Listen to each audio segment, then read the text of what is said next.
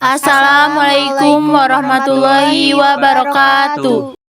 Di sini kami akan menjelaskan mengenai hak asasi manusia. Sebelum itu, perkenalkan nama saya Nida Padilla dengan NIM 2104037.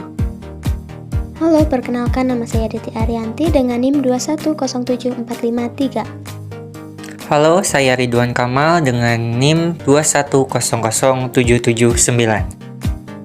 Pengertian HAM.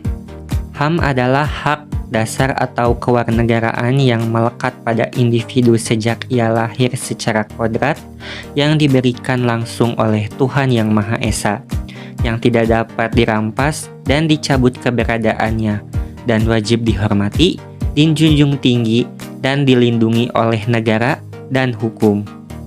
Pemerintah DNA setiap orang demi kehormatan dan perlindungan harkat dan martabat manusia. Indonesia merupakan negara yang berlandaskan atas hukum. Undang-Undang Nomor 39 Tahun 1999 juga menjadi salah satu landasan hukum hak asasi manusia di Indonesia. Undang-undang ini memuat hak dasar yang menyangkut kehidupan setiap warga negara. Contohnya, pasal 17 yang membahas tentang hak memperoleh keadilan dalam bidang hukum.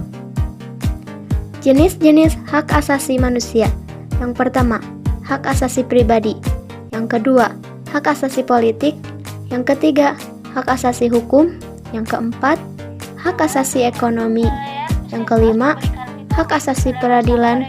Yang keenam, Ibu hamil berinisial N diduga diberikan vitamin kadaluarsa oleh salah satu pihak puskesmas di Jakarta.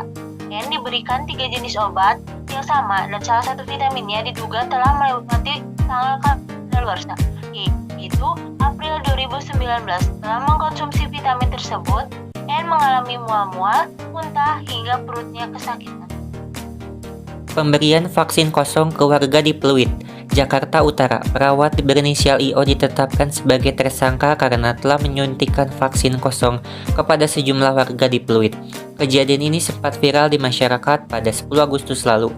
Kelalaiannya ini dinyatakan telah melanggar Undang-Undang Nomor 4 Tahun 1984 tentang wabah dan penyakit menular. Pembulian di Indonesia masih kerap terjadi. Kasus pembulian di sekolah beberapa tahun lalu, seorang siswa SMA negeri di Jakarta mengaku dihardik, dipukul, dan tiga seniornya sehingga mengakibatkan lebam-lebam hanya karena dia tidak memakai kaos dalam.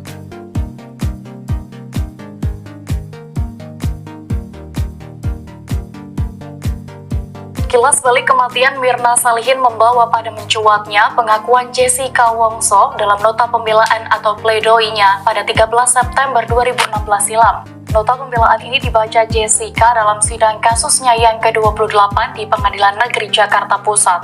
Kala itu Jessica tak kuasa menahan air matanya di hadapan majelis hakim pimpinan Hakim Kisworo. Dilansir Tribun News, dalam nota pledoinya, tahun 2016 lalu ia mengaku tidak membunuh dan dituduh meracuni temannya Mirna. Ia tak kuasa membendung air mata dan mengatakan seharusnya tidak ada alasan orang-orang memperlakukannya seperti sampah pada waktu itu. Dikutip dari Kompas.com, pihak Jessica mengajukan pra-peradilan ke Pengadilan Negeri Jakarta Pusat pada 16 Februari 2016. Kuasa hukum Jessica, Yudi Wibowo, pada saat itu mengatakan bahwa pihaknya mengajukan pra-peradilan lantaran merasa penetapan dan penahanan terhadap kliennya tidak sah. Ingin membantu sepekan setelahnya, Ketua Komnas Perlindungan Anak Aris Merdeka Sirait sambangi kediaman Angelin.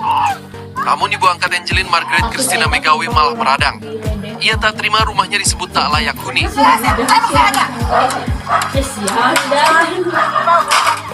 Awal Juni, Margaret dan 2 anak kandungnya menggandeng Polda Bali serta sejumlah LSM untuk mencari Angelin. Upaya berlangsung besar-besaran. Secara langsung juga via internet, ribuan poster dan pamflet disebar. Relawan dikerahkan, warga dan turis asing ikut serta. Sejak itu pula banyak orang datang bertandang ke kediaman keluarga angkat Angelin, termasuk Menteri Pendayagunaan Aparatur Negara dan Reformasi Birokrasi Yudi Krisnandi dan Menteri Pemberdayaan Perempuan dan Perlindungan Anak Yohana Yembise. Namun ibu angkat Angelin, Margaret Megawe,